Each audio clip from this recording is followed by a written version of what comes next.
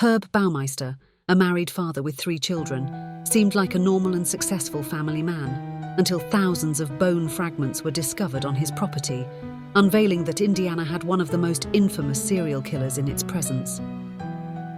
In 1996, Indiana officials began digging up the $1 million property where Baumeister and his family lived.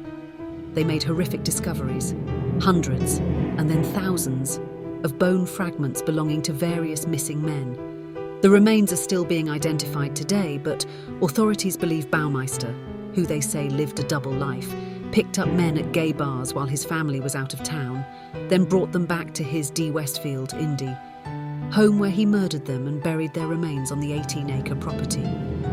2 years before the grisly discovery, Baumeister's 13-year-old son found a human skull on the property, according to 1996 reporting by People, and the teen showed his mother, Julie Baumeister. She then found the rest of the skeleton and confronted her husband, who told her there was no cause for alarm because the bones were from a medical school skeleton, which was given to him by his late father, an anesthesiologist.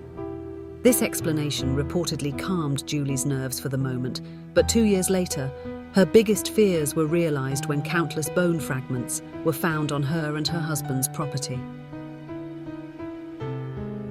Based on the remains, police estimate approximately 25 victims were buried at Fox Hollow Farm.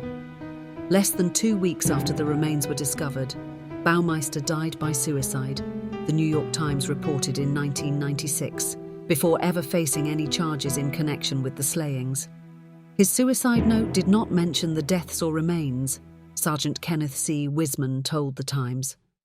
The search for remains began after Julie filed for divorce and learned her husband was a suspect in the disappearances of many men, the Times reported.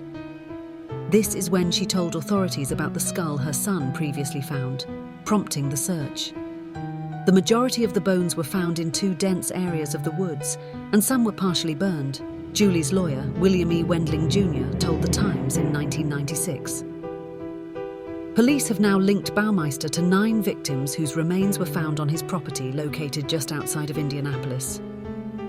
He is also suspected of being the I-70 strangler, who was responsible for the deaths of 9 additional men and teens in the 1980s and 90s.